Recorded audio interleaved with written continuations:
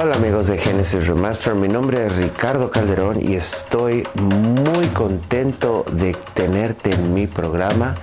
Esto es Génesis Remaster y hoy tenemos un tema maravilloso. Tenemos el tema de una persona muy especial, una persona que amaba a Jesús y que caminó mucho territorio. A vísperas de nuestro primer aniversario número 1, estamos de fiesta. No solo por el aniversario, sino porque hoy celebramos un tema muy especial. Un tema que no solo me hace llorar, pero me llega muy en el corazón. Es el tema de San Pablo. No te vayas, regresamos muy pronto. Ponte cómodo porque esta historia es de amor y de paz.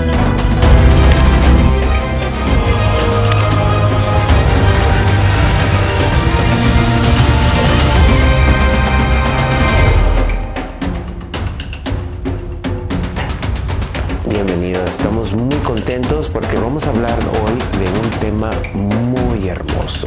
Nuestro protagonista se encarga de perseguir a los cristianos, pero hay un cambio en él y después empieza él mismo a hablar de la palabra de Jesús por muchos lugares.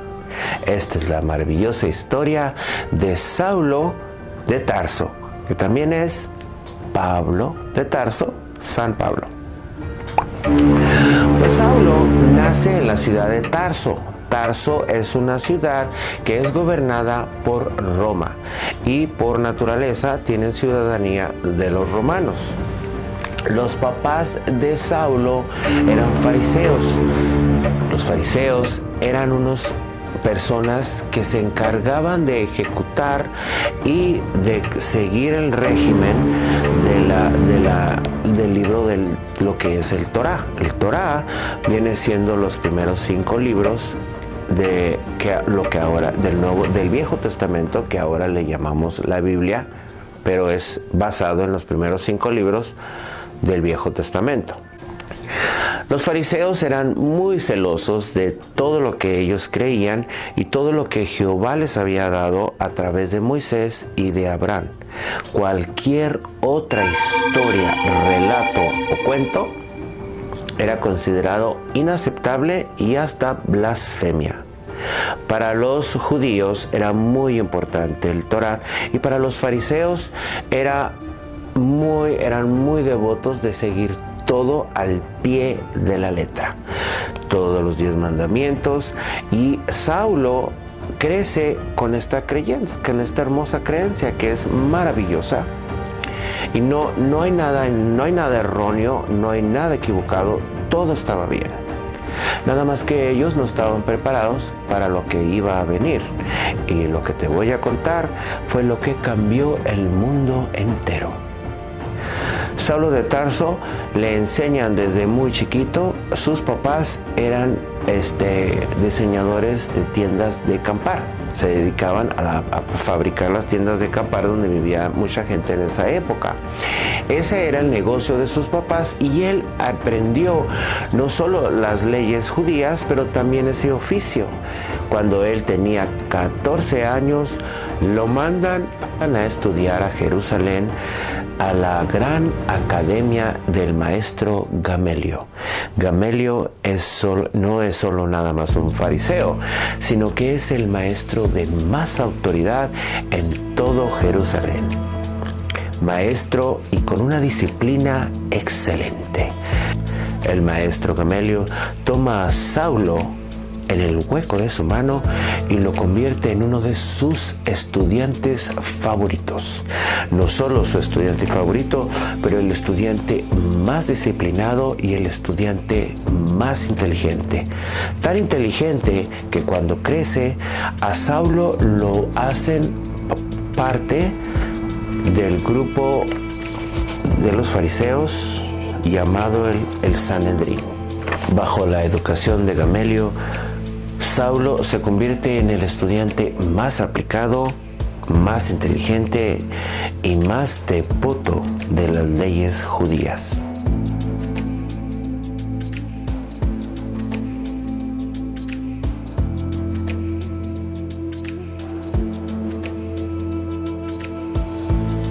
el maestro Gamaliel lo hace candidato y partícipe del tan famoso Sanedrín. El Sanedrín es un grupo religioso compuesto de 10 personas muy especiales, muy sabias, con mucha disciplina en la ley del Torá. El Torá es el libro, son los 5 primeros libros del Viejo Testamento. Devotas de estas leyes y con una disciplina más que estricta, aceptan todo, pero a la vez no aceptan nada. Nada que no esté en las leyes, todo que venga a hablar que no esté en nuestras leyes sería prohibido, no sería aceptado y sería una blasfemia. La historia de Jesús es una de ellas. Ellos no aceptaban que Jesús era el Mesías, que Jesús era el Hijo de Dios. Lo mandan a crucificar. Jesús resucita al tercer día y se empieza a aparecer a sus discípulos y a todas las personas que confiaban en él. Para el Sanedrín y los líderes religiosos, todo lo que está en el Torá es aceptado y todo lo que no está en el Torá no lo es. Es considerado mentira, un cuento y hasta llegar a una blasfemia. Cuando Jesús se presenta a los discípulos empiezan a hablar con gente y se empieza a mover un movimiento, el cual le llamamos el movimiento de Jesús. Al oír esto, Saúl se enfurece, no lo acepta porque él está en una creencia muy especial que viene siendo las leyes de Moisés, las leyes del Torá, las leyes del mismo Dios Jehová, y todo esto que se está moviendo y levantando es totalmente ilógico y loco. No es aceptable, no es aceptable, y Saulo no está de acuerdo en todas estas cosas que están pasando. Todo lo que se está levantando en movimiento de Jesús es totalmente erróneo, es una blasfemia y va en contra de las leyes de Moisés. El movimiento de Jesús, el nuevo grupo que se está levantando llamado El Camino, no es algo que sea del agrado del grupo de Sanedrín y tampoco de Saulo. En un modo sarcástico se les empieza a llamar los nazarenos. Los nazarenos son los que siguen a Jesús y no son bienvenidos para los judíos ni para los religiosos. Los nazarenos no son bienvenidos para los judíos ni para los líderes religiosos del Sanedrín, y mucho menos para nuestro amigo Saulo. Saulo de Tarso se ha determinado de controlar a estos nazarenos, a estas personas que se llaman El Camino, seguidores de Jesús el falso profeta, y está determinado a controlarlos y ponerle un fin a esto. Entonces mandan a traer a uno de los líderes de este grupo que se está levantando, que es El Camino, y el líder Esteban viene, habla con el grupo del Sanedrín y empieza a decirles cosas que los empieza a alterar, incluyendo a Saulo. Les empieza a decir que ellos mataron al Mesías, que ellos mataron al Hijo de Dios y que el Hijo de Dios está vivo y que se está apareciendo entre los discípulos y ante todos sus creyentes. Esto no lo pueden resistir los fariseos y lo mandan matar. Lo sacan de la sala y toman piedras y lo apedrean hasta morir. Entre ellos se encontraba Saulo. Saulo está determinado a perseguir y a controlar estas personas que se está saliendo todo de control, y va con los religiosos, y va con los líderes religiosos y les pide cartas, permiso para ir a otros lugares, para perseguir a los cristianos, traerlos a Jerusalén, porque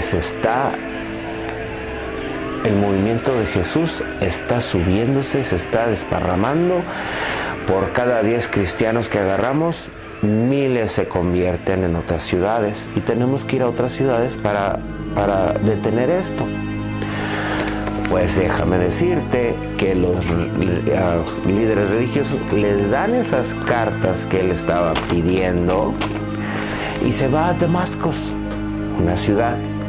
Se va a Damasco a buscar cristianos. Pero en el camino de Damasco se encuentra con una sorpresa. Con sus soldados iban ellos para Damasco, pero de repente ve una luz muy brillante que hace que se caiga de su caballo. Y en la tierra, de repente mira para el cielo y no puede ver. La vista se le ha nublado y oye una voz: Saulo, Saulo, ¿por qué me persigues? Entonces Saulo contesta: ¿quién eres tú, mi Señor? Pero no puede ver. Y la voz le dice: soy Jesús a quien persigues. Y entonces él le contesta, Saulo le contesta: ¿qué quieres que haga? ¿Qué puedo hacer? Y Jesús le dice que vaya a Damasco y que se espere ahí y que va a recibir instrucciones muy pronto. Como no puede ver, los amigos de Saulo se lo llevan, los soldados lo acompañan y en un lugar donde se estaban quedando, ahí se quedó 3 días. Y por 3 días no comió, no bebió, no lo calentaba, me imagino que ni el sol. Para esto Jesús le había mandado un mensaje a un cristiano llamado Ananías. Ananías, sí lo dije bien. Ananías viene a donde está Saulo y le introduce el mensaje de Jesús y le dice a Saulo que Jesús tiene planes para él y que va a usarlo. Entonces él pone sus manos sobre los ojos de Saulo y Saulo recupera la vista. Le introduce la palabra y le habla de Jesús.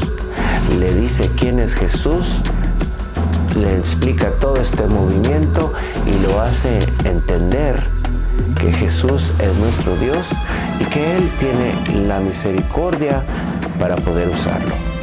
Saulo se bautiza y Saulo está hambriento de Jesús, está enamorado de Jesús y quiere seguir aprendiendo más y se va a Jerusalén a decirle a los fariseos de su encuentro. Los fariseos no están de acuerdo, están totalmente muy enojados porque no pueden creer que este hombre haya tenido instrucciones de que fuera a controlar y en vez de controlarlos vino convertido en uno más de ellos, ¿no? Los fariseos dieron órdenes de perseguirlo y de matarlo. Pero Saulo tiene nuevos amigos y sus nuevos amigos son los gentiles. Los gentiles de primero no confían en él, pero él se gana su confianza, pero también tiene que huir porque está en Jerusalén y lo están persiguiendo y si lo ven lo van a matar.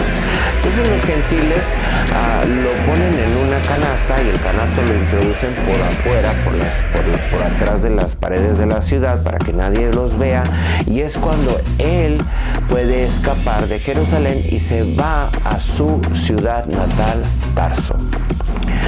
Después de unos años, él conoce más de Jesús, empieza a estudiar, porque acuérdense que era un hombre muy estudioso, muy inteligente, y pues tiene hambre de estudiar un tema y lo estudia a la perfección. Después, Dios le concede la oportunidad de conocer a otra persona que también es un líder cristiano llamado Barnabas. Barnabas se hace amigo de Saulo y lo invita a que vayan a otras ciudades a hablar de Jesús, a hablar de lo que Jesús ha hecho, de que Jesús murió por nosotros, de que Jesús es el Mesías y que Jesús salva, que vino a salvarnos. Se van a una ciudad llamada Antioch. En Antioch se van a una ciudad llamada Antioch. Antioch se considera la primer ciudad donde las personas de este nuevo movimiento optaron un nombre nuevo. El nombre es cristiano. Es una ciudad cristiana, es una ciudad donde hay gente cristiana y hay gente que son seguidores de Jesús. Muchos lo reciben muy bien. De repente todo va muy bien y todo va muy bien, hacen muchos amigos, forman un ministerio, desarrollan una comunidad y empiezan a establecer iglesias, a levantar iglesias en muchas de las ciudades alrededor. Todo está perfecto en Antioch, pero en Jerusalén la historia no es igual. En la ciudad de Antioch o Antioquía todo está de maravilla, pero en Jerusalén la cosa no es igual. El emperador ha mandado ejecutar a uno de los discípulos de Jesús y ha mandado encarcelar a Pedro. Si esto no fuera suficiente, vino una sequía tremenda y los cristianos nuevos en Jerusalén estaban sufriendo. De regreso a Antioquía, Saulo y Barnabas y la comunidad de Antioquía se preocupan por los cristianos que están en Jerusalén.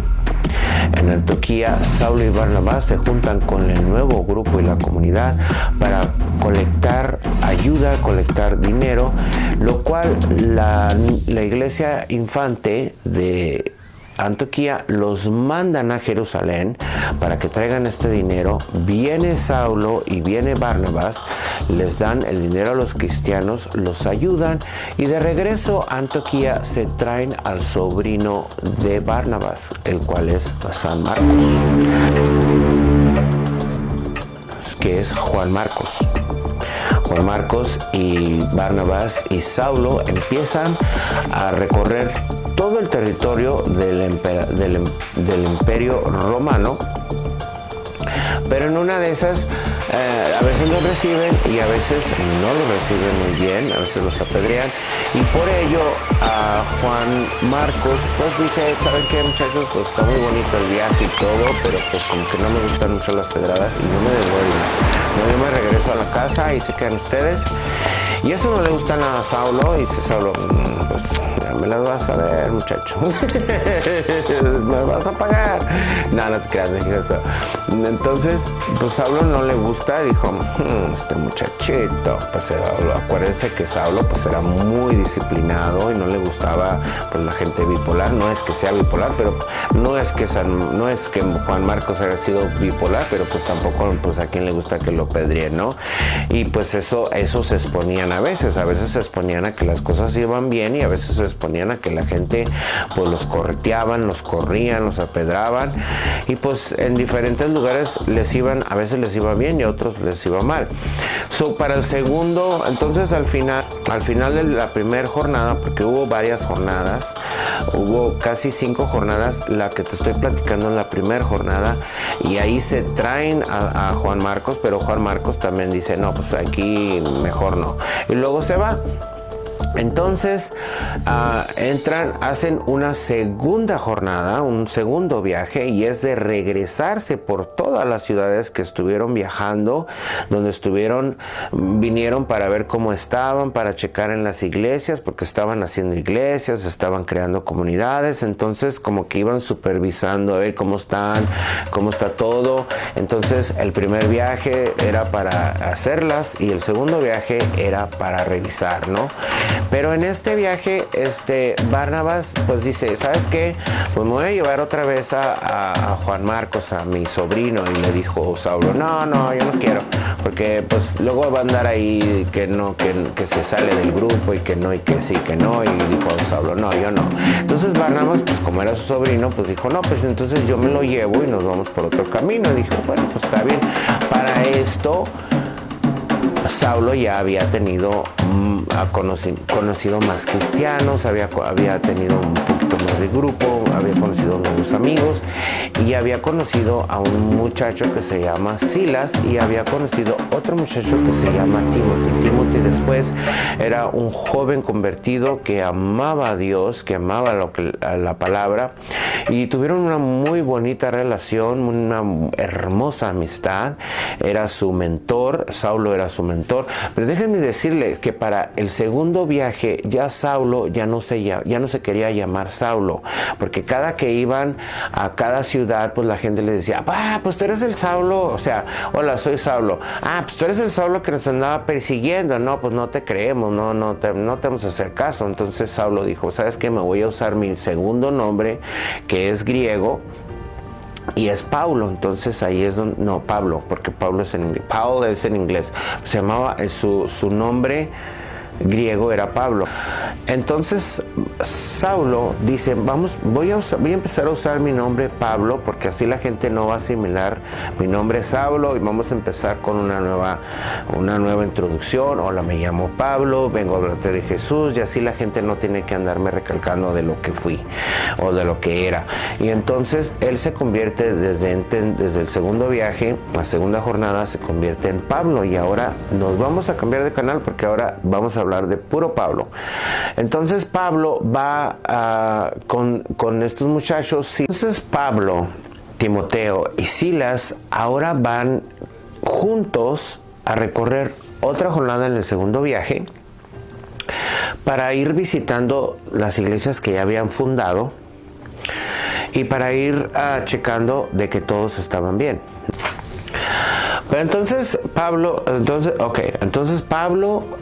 junto con Silas y Timoteo, se determinan en no nada más en recorrer las iglesias que ya habían fundado, en checar con la gente de la comunidad que ya habían establecido, y los nuevos los amigos que ya estaban, que ya tenían, sino que determinan, dicen, ¿sabes qué? Vamos a explorar otras áreas, territorios ajenos.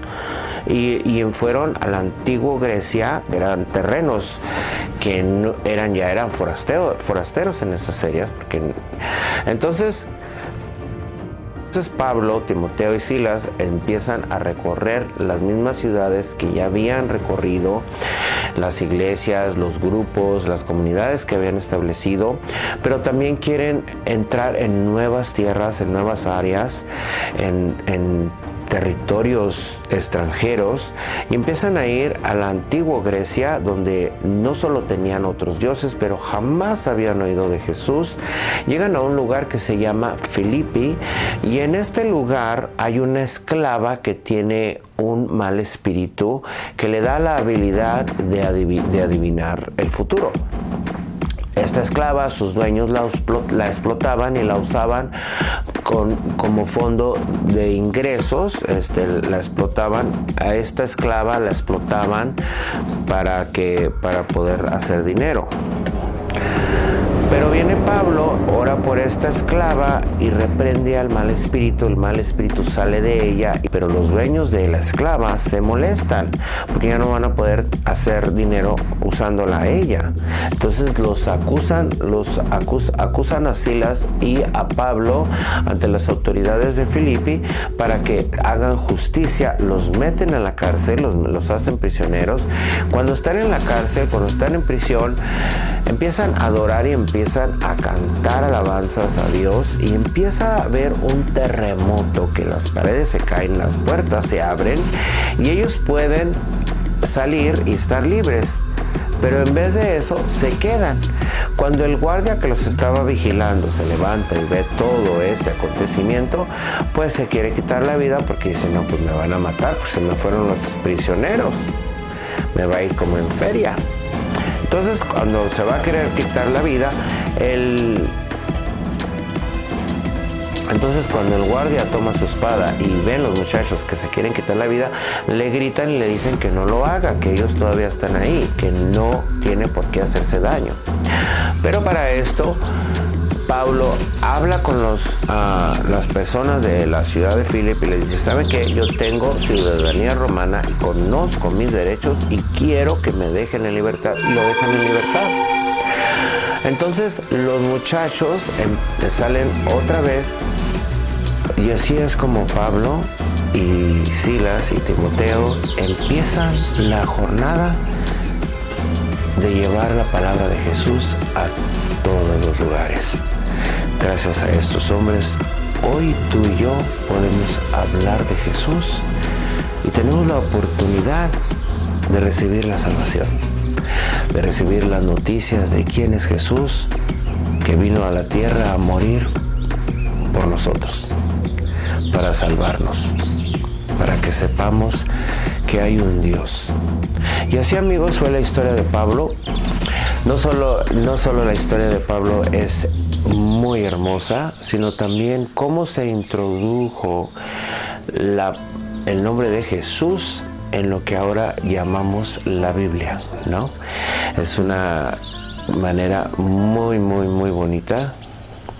Bueno, amigos, y así fue la historia de Pablo, Silas y Timoteo continuaron su jornada. Pablo llevó las nuevas a muchos lugares, a lugares donde nunca habían hablado de Jesús, nunca habían oído de Jesús. Gracias a Pablo y a su coraje, a su valentía y su determinación de llevar la palabra y de seguir lo que Jesús había planeado para él, continuó con su jornada distribuyendo la noticia. Hizo muchas cartas, hizo muchos epístolos, cartas, y escribía muchas cartas a las ciudades que recorría. Les escribía muchas cartas para darles consejos, usaba lo que él había enseñado de Gamaliel. Me imagino que combinaba todo lo que había estudiado con Gamaliel. Me imagino que en cierta manera usaba todo lo que había aprendido en la escuela de Gamaliel y lo usaba con lo nuevo que estaba aprendiendo, porque empezó a escribir unas cartas preciosas. Escribía a las ciudades donde ya había pasado, donde ya había establecido comunidades. Escribió a Corintios, escribió a los Efesios, escribió a los Romanos. Entonces todas estas cartas forman parte de lo que viene siendo el Nuevo Testamento. Pablo es responsable por 13 capítulos que están en el Nuevo Testamento, lo cual ahora es la Biblia. Yo considero, y todo el mundo considera, que Pablo es una figura muy importante en nuestra comunidad, en nuestra religión. Estoy más que seguro que tú estarás de acuerdo que Pablo viene siendo una figura muy importante en lo que es la historia cristiana, la Biblia, y también que es un personaje muy histórico, muy famoso y muy especial. Después de Cristo, él viene siendo, después del mismo Jesucristo, Pablo viene siendo una de las figuras más importantes de nuestra historia cristiana.